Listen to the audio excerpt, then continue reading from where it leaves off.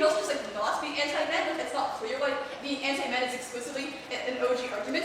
We need to give you the analysis about why this is an exclusive thing only we can do with reconciliation. It's the selection effect, that the people that stay in the feminist movement are the people most likely to be people who are angry at men, the least likely to care about men's issues, because you select the people who are the most upset and have been harmed the most by men and are the most confrontational. But secondly, women often care about rhetorical consistency, where if you, for example, start trying to empathize with men, you'll fear being seen as like trying to sympathize with the enemy, or give some room to the enemy. And this means women are scared of not not wanting to be seen as bad feminists, which creates a preemptive chilling effect to not preemptively want to extend an olive branch to men for fear of potentially being seen as a bad feminist, even if their stance is you can do this even when you're confrontational.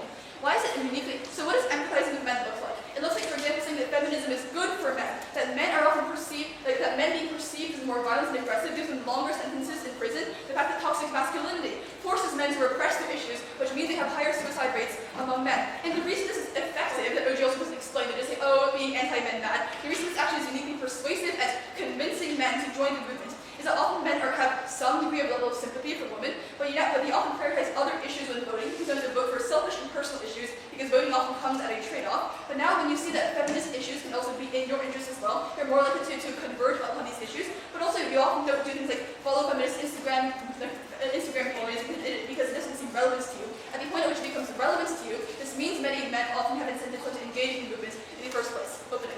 So if it's generally unstrategic as you conceive of being on all men, then it doesn't make you most righteous in the eyes of other women to be biggest man haters or the point that you make this doesn't work. You probably platform to be more outspoken about the hatred against So if most very dedicated with a narrative of joy and inspiration, because you give them the catharsis that they're looking for when they have an outlet. But a narrative of joy, of things like sisterhood, of looking at inspirational women who have done change, is also a better narrative for women as well, because it gives them more hope. They feel a sense of community, that they're loved by the movement, even if nothing else changes politically about society. Comparatively, a narrative of confrontation often necessitates making women feel awful. You have to justify a narrative of confrontation by emphasizing how hopeless the situation is, by how desperate the situation is, which is why we have to fight, which also makes women feel terrible inside, but our narrative inspires them. For all these reasons, propose.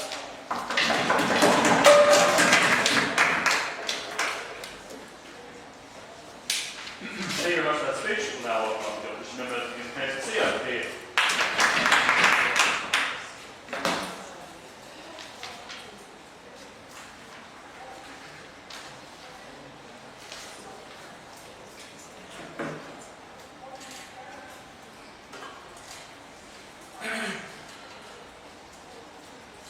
The first extension is about why this is going to empower women and allow them to take control of their lives, especially in cases where they are socialized to be meek and where it's difficult for them to make change in their lives. DLO says in response to opening government, well, in the case of these women, the debate is just neutral, which I think is cowardly, especially given the case that these women are the most important in the debate and are the most vulnerable. A few things I want to prove in this argument. The first is that most women, and most humans in general, are on the side of being too reconciliatory rather than having instincts to fight back. All of the stuff that opening government says, which is that it is seen as unacceptable, is so that women are socialized to be uncomfortable, to assert themselves and to be confrontational. That, for example, there are pressures from the community. But more generally, right, people do not want to be seen as the square peg in a round hole. People are risk averse. They don't want to stick their neck out and get punished for speaking up when they're not meant to, which is why even when people rationally should actually speak up and try to change their lives, they don't. How does this advocacy help, even in the cases where women are already socialized to be too meek, which is the burden that opening opposition don't meet? What this advocacy crucially does is it shows women in language that they understand and through role models that they already look up to that being confrontational is okay. They're taking these kinds of strategies in their own personal lives when dealing with their partners, when dealing with their dad, when dealing with their son is a good thing to do and is a legitimate thing to do. That they have been harmed, that they should push back against injustice. It looks like mainstream movies that have heroines that are confrontational, that fight back against the system and are rewarded for it. It looks like social media, not just the woke liberal left in places like California, but also people within your local community, the people that you already look up to and whose opinions you respect, but also people that are prominent women, like businesswomen or politicians who are proud of their fearlessness, the people that these young girls grow up idolizing, people that like front women bands and shit like that, with actresses that people already have a lot of emotion invested into, are the kinds of people that speak up and say that actually pushing back is okay. And it speaks to these women, even in the instances where they're socialized not to understand it. But moreover, and this is very unique to opening opposition, is that the movement now crucially introduces concepts that allow women to understand their own lives and articulate to others. It looks like pushing concepts like gaslighting and saying that you should call out your partner for gaslighting you and they deserve blame. Of calling out things like microaggressions and not just saying that it was a little mistake, but it's something that people should be ashamed for, that it is something bad and you need to fix if you don't want to be a bad person. In a similar way, the concept of sexual harassment and marital rape did not exist for the vast majority of human history, and so women were not able to articulate those experiences and actually bring them up to the men in their lives and explain why those things are bad and try to push for change. We think the introduction of these kinds of concepts, these heuristics, the language with which to try and change people's behavior is super important. And notably, you have a mainstreaming of this usage at the point at which your friend group, social media, the movies that you're using are more and more likely to use concepts like gaslighting in a particularly punitive frame. I think that means that women are more likely to have these concepts. And the importance of this analysis is this, is that if you believe my earlier analysis, that people are already inclined to be reconciliatory, they're already used to it. People already have the language to talk about it. The social game of reconciliation is something that people are adept at. People want to seek reconciliation. They don't like conflict. And so people are already likely to have this sort of mental infrastructure within their families, within their friend groups, within their workplaces to try and seek reconciliation. But you do not have that sort of support and that sort of pre-existing mental and emotional infrastructure for a conflict, which is why the introduction of these concepts is unique and gives women more optionality. How does this crucially then allow women to take more action in their lives? Opposition bench needs to explain the actual delta in the case of women that are living in conservative areas, in families that might not accept this sort of thing. Obviously, for those women who are living in truly oppressive situations, they're not going to be able to completely transform their lives into a utopia. But there are a lot of meaningful small things that they're able to do. They're more likely to bring up, for example, when their partner is making them feel demeaned. They say, hey, that thing you said to me made me feel bad and you should apologize to me. That thing was a mistake that you made and I feel really, really bad about it. A lot of women are scared to talk openly about their sexual experiences and related complaints. To say to their partner, hey, I don't like this thing that you're doing, or you make me feel uncomfortable and scared. Or, for example, women are less likely to sacrifice themselves for their family. And crucially, they are less likely to feel guilty for taking time for themselves, rewarding themselves, saying, hey, actually, I don't want to take time off of work this week, I want to make a paycheck that week. Or, for example, saying, hey, you look after the kids, I don't want to have to give up my dinner with my friends for those things. These are small conversations that you are able to have and is a meaningful delta for these women's lives. That is incredibly important, not only because it means that their lives get better, but they are able to bring up discussions that never would have happened in the comparative. Lots of men genuinely would feel bad and change their behavior when the women in their lives call them out on it. But if it's never brought up, if women never feel the confidence, never feel it's actually okay to be confrontational in this manner, then the shitty status quo continues for millions of women. The way that this is a few things. Firstly, versus the political clash. Obviously, I think firstly, maybe this is a not work thing to say, but I think a lot of sort of structural institutional change, like legislation stuff, for the vast majority of the Western world, knowing this is also like a Scandinavian shit, is pretty okay, like there's like fair pay laws and stuff like that, but also the political change that everyone wants to talk about is very, very speculative. We think that the everyday misogyny that people face in life is far more important. Things like everyday harassment, feeling demeaned and ignored, is the stuff that people actually have to deal with on a 24/7 basis. Opening opposition then say, well, this is good for catharsis and validation, which is like a 10-second non-argument and is obviously far less important than this extension. We prove the actual meaningful ways in which this can be used to transform people's lives going on into the long term, rather than they feel a bit better, which is maybe in fact, but probably not that important. This is where women can most directly take control of their lives. Yeah, for a long shot.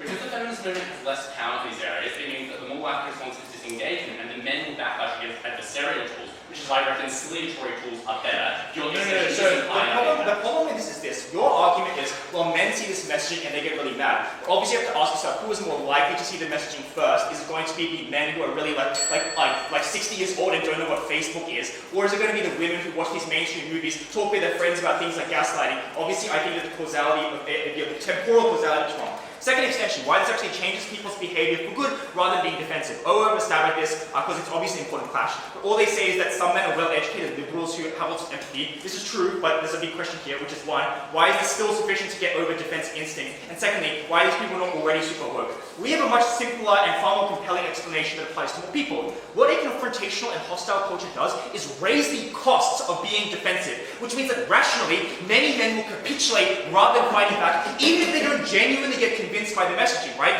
It looks like people no longer wanted to be friends with you. People think that people that watch Andrew Tate are sweaty losers. They don't want to be friends with him, right? Which is why lots of people are unlikely to become those sorts of misogynists. It looks like call-outs on social media. People lodging complaints against you in your school or in your workplace. It's not the mechanism of shame which they talk about, where people are super empathetic. It is literal punishment. That people are scared to be misogynistic and they raise the cost of doing so, which is why we're okay with CG saying, well, this is fairly punitive, because that is actually good. It raises the cost even further. It makes the men are scared to actually be defensive, which is why they're less likely to be defensive and more likely to stop doing bad things. Very proud.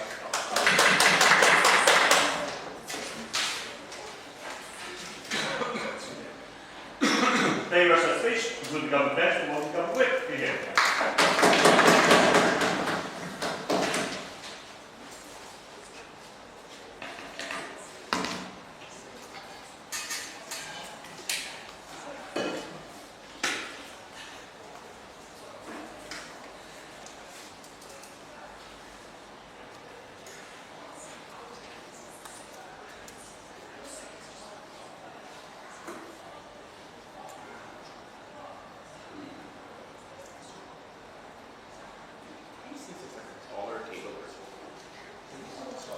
It's the same height, it's just on the last one. You can give it a chair on the table if you wanted. I don't know if you like adjust the height on some of these tables. You just screwed in. No, yeah, just screw it in, That's fine. You don't have a chair. We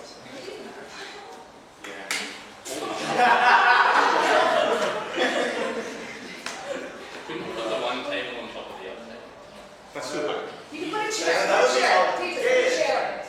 That's Because the chairs are kind of the high. chair would work. Take the bookshelf. Stack of paper there. I'm not tall enough for the chair, I'm pretty sure. I think stack of paper has things like that. Such a literal building of Put all of our matter files together. The world's already too hot. And then it'll fix. Alright, hold your tights. Yeah, when you're ready. 17%. That's the percentage of women in the US who identify as feminists. The overwhelming majority of women aren't going to look at a social movement that is becoming confrontational and learn that it is okay to be confrontational in their personal lives. Rather, the feminist movement becoming confrontational stigmatizes confrontation in your personal life when neither you nor your partner identifies as feminist. At the same time, the feminist movement doesn't get changed. I want to start by answering closing opposition's argument on people having instincts to be too conciliatory. I have 4 responses to this claim. Women. 1. Women aren't likely to trust this movement as much. Why? Because pushing a concept like gaslighting initially leads to personal conflict in your lives, and when it does cause personal conflict, they are likely to stop trusting the movement as a whole. Why? Because you are likely to start by overcorrecting. These are relatively new concepts and language. That means you're likely to recognize gaslighting incorrectly, misidentify it, and call out men in your lives way too much. On top of which, social media competition means the posts that get the most comments and move up on the algorithms are the most controversial ones, like things that label things that are extremely murky or gray area things as gaslighting. So those are the first behaviors you notice and the first behaviors you call out. When that drives personal conflict in your life, you are likely to trust the movement and the message it came out from less. Second, it is unlikely that this messaging comes from people whom you already consider as role models. Why? Because it changes the composition of the movement. Women who have previously been moderates or mixed between anger and reconciliatory approaches are replaced by the most angry women. And this is due to the logic that Liz gives you about a selection effect. Imagine your role model is a feminist who initially portrays an aggressive or angry approach to feminism. Now, they might be doing it as strategically as opening opposition wants them to. But as an ordinary person looking up at the feminist movement, you aren't perceiving the strategy.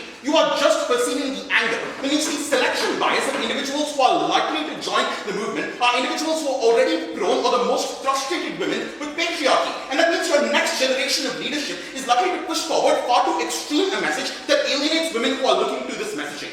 Third, I actually think this has the opposite effect of a chilling effect on conflict. Why? Because any conflict or standing up to your partner, for example, is seen as association with the broader feminist movement. And your partner, whatever your social change is likely to be skeptical of the movement. This is because most people are skeptical of the feminist movement. This is both an empirical fact, and it's true because the feminist movement is asking people to make changes in their lives that are incredibly uncomfortable for them to make. And here's the critical thing. They say this raises the cost of being defensive, basically the opening opposition argument. Here's the problem. This causes an iterated prisoner's dilemma. People realize that this is what is going to happen to their culture. It's going to become a culture where male actions are more policed. People are going to have a chilling effect where they feel like they can't ask out someone on a date. Now, this might be good in terms of social effects, but the thing is, men realize that this is the long-run consequence of these actions, meaning they are more likely to be negatively polarized against this messaging. This is why the first few years of the Me Too movement were followed by massive backlash against DEI initiatives in firms around the world, because people realized these changes happen and were incredibly uncomfortable with these changes. And that means associating conflict with this movement is bad. But finally, a lot of the risk aversion that people have in their personal lives is justified. People shouldn't engage in as much conflict in partnership. This overcorrection might be a reasonable corruption in a society that more broadly stigmatizes conflict. They do not explain why men listen to you, except men tend to be sympathetic to their partners. Maybe they are not when they feel like their partner is angry at them or potentially going to leave them. Now I want to engage the top half. First on opening opposition. The first thing that Liz introduces in extension is the argument about the selection effect of people who join the movement. Here's the problem. Opening opposition assumes every bit of the feminist cause is good no matter what. But confrontational feminist activism has often driven major structural problems for women. For example, the Violence Against Women Act in the US, which drove higher prison rates, substantially increased the number of women in prison due to mandatory arrest laws that caused victims of domestic violence to be arrested when they were engaging in self-defense against their partners. Here's the problem. The people who rise up to the top ranks of the feminist movement on their side of the house are much more likely to be carceral feminists. Because carceral feminists have a history of anger against men, which they can rely on for credibility in their messaging. So they can say, I have rhetorical consistency, other leaders in this movement lack this rhetorical consistency. But also, it becomes a measure of loyalty to the movement. And this answers Lucy's POI. Isn't strategy and being good for the movement likely to be a measure of loyalty? No, not for the average person. The average person isn't looking for the grand strategy of the feminist movement. The average person is looking for whether your messaging is indicative of whether you're going to stay within the feminist movement, and that is much more likely to be true when they are consistently have a track record of agreeing with the new messaging of the feminist movement on top of the role model effect that I described. So even if you accept opening opposition's arguments, it leads to a feminist movement that is pushing policy that is bad for women, because more radical policy tends to in the long run alienate men and also causes things like mass incarceration, which tends to come back and bite back against women. But also their arguments about the social movement working are relatively weak. Their argument is basically, middle-class moderates will feel a learned sense of guilt and empathy overpowers defensiveness. They have two justifications. One, that there's some social pressure because feminism has had some impact in educated environments. But this social pressure might work in cases of open sexism. But if you're an educated person and this thing isn't already stigmatized, you still need a process of turning new behavior into stigmatized behavior, which is not a process they describe. But also, less than 40% of Americans have gone to college and are educated, and politicians are often catering to those voters. Second, they say that empathy overpowers defensiveness. This is unlikely. Empathy involves feeling suffering. People have emotional regulation that tries to stop them. Believing that you're bad, often correcting the behavior is insufficient when you did a shitty thing. The guilt is persistent. You don't want to feel guilt. So your empathy is likely to be overpowered by your defensiveness because most people don't want to believe they're a bad person. Yeah, okay. The women who are not interested in feminism or don't buy into reconciliation because they have other proximate narratives they care about, like religion or family. It's the women who will ignore because you're addressing their issues that lead to a movement that they depend on. No, moderate individuals have substantial willingness to buy into feminism due to the arguments that we give you in closing government. First, critically, men have incentives to buy into feminism. Now, I know opening government makes the argument that men are often hurt by the patriarchy as well. But they don't explain why a confrontational message is one that can't include pro-men messaging. Like, it can be like, we hate male rape, and we hate all the male politicians who don't vote for laws that are like protecting men from sexual assault. So you can still hate on men, the specific men who perpetuate patriarchy, while not being anti-men in your policy advocacy. Liz explains why the rhetorical consistency and selection effect ensure you can't do that, meaning a large number of men who would potentially view feminism as a benefit for them are alienated from the movement. Second, lots of women are sympathetic to feminist messaging, and this is the argument we give you. When feminism takes an excessively confrontational stance, what they are doing is competing for attention. And this is the critical thing. When you take a confrontational stance, you turn your politics into a politics of attention. But the feminist movement is amorphous. It has many different feminist organizations. Any one group gains more attention by being angrier, creating a race to the bottom that makes the feminist movement much more alienating. We stop this race to the bottom and create a path for buy-in for men. Happy to propose. Thank you very much. Let's switch now to the debate about Mr. here.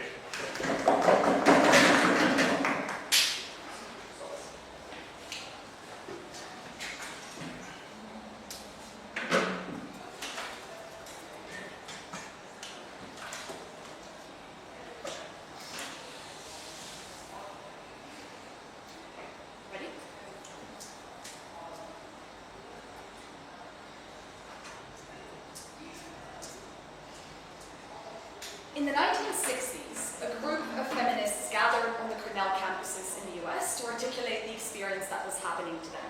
They weren't being raped, but they were being demeaned, aggressed, and harmed by men in some way or another. And after hours of talking and yelling and fighting with each other, they coined the term sexual harassment. Ever since, millions of women across the world have been able to define the experiences that have been happening to them, have been able to articulate what exactly is wrong when somebody takes off their pants in front of you and why that is bad, and have been able to build resistance strategies because that term was articulated, was explained in a confrontational sense. Note, 3 important facts about our extension that means it wins.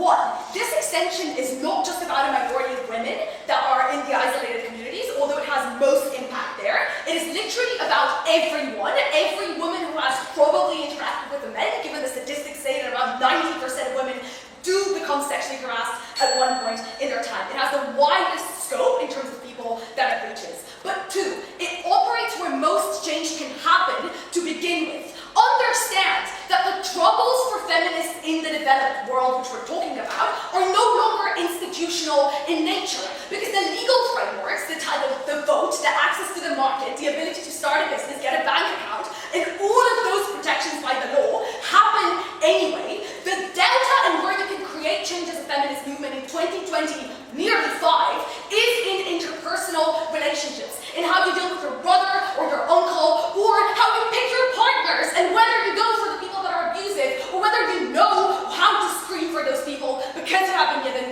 these tools. Finally, and thirdly and most importantly, we don't need women to identify as feminists for our extension to kick in. Donations and progress and money to the movement is never going to come from the people in the middle or on the right wing anyway. It's going to come from the people who believe it, from the 17% that they just love. Those are going to contribute on either side of the house. All we need for our extension to kick in is for these women to be able to understand what's happening to them, to watch a TikTok from another housewife and explaining her experiences, and then go talk to the housewife next door who you know when your husbands are not around because they're out there winning bread, I don't know, which makes them feel heard, makes them feel part of the community, and significantly eases their lives, even if they don't leave that abusive marriage. This is the most tangible impact for the most affected women, and it's why it wins. Now, 2 observations on opening government. 1, their entire case is offensive. They always explain why confrontation is bad, but check their flows. When do they explain why reconciliation works? They say instead of they're going to have conversations. What is in the conversation? Who has the conversation? And why is that conversation going to be effective? I have no clue, no thank you. But the second more important observation is that their case is entirely disjoined from reality. Understand that women in these democracies do have a lot of the institutional benefits they claim they don't. In these interpersonal relations where abuse, harm, gaslighting happens, that's where this motion operates. And the truth about humans here is that any progress in interpersonal relationships requires personal confrontation and friction. In any relationship, even between 2 gay men, for instance, it requires confrontation. In the worst cases, it means getting the concepts to articulate things that are happening to you as a victim, but in regular cases, it means having better conversations with your partner about how they're gaslighting to you without wanting, etc., etc. Extraneous points that remain on opening government. They say problems can't be blamed on one person. Like, yes, you protest structures, but often problems can be blamed on one person, like the husband of Giselle Petitgold who invited 70 people to break her. To their credit, they say you are going to antagonize men, and that is bad, which is something that Tejas also repeats in their web speech. 3 responses here. 1, see the kicker. Men have an easy way out.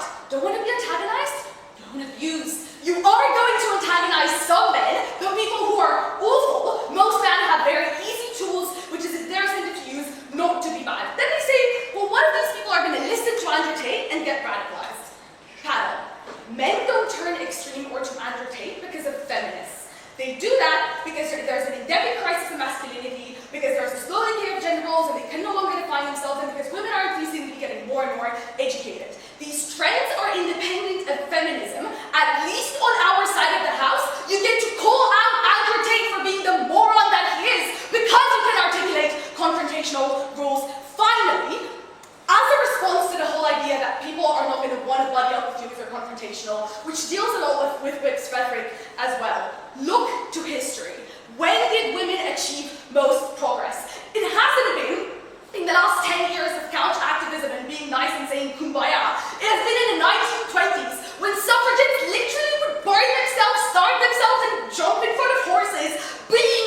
confrontational to achieve all of their progress. It is a lie that not being confrontational makes people go away opening.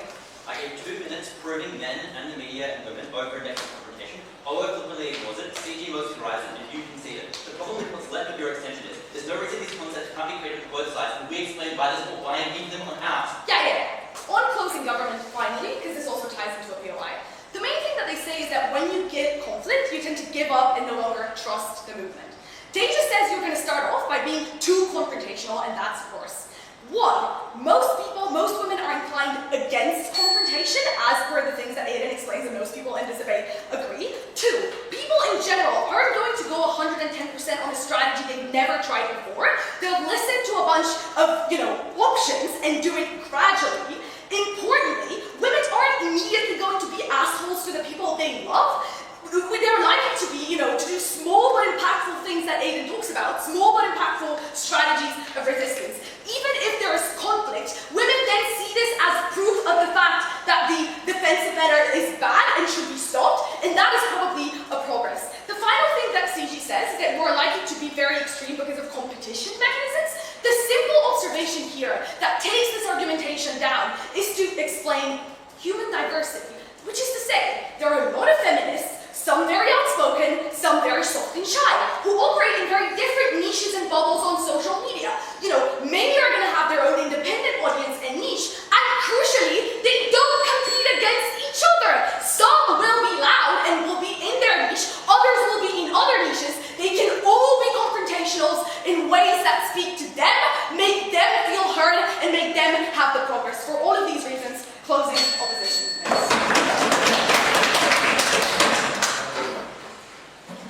Thank you very much for that speech. I wish us all a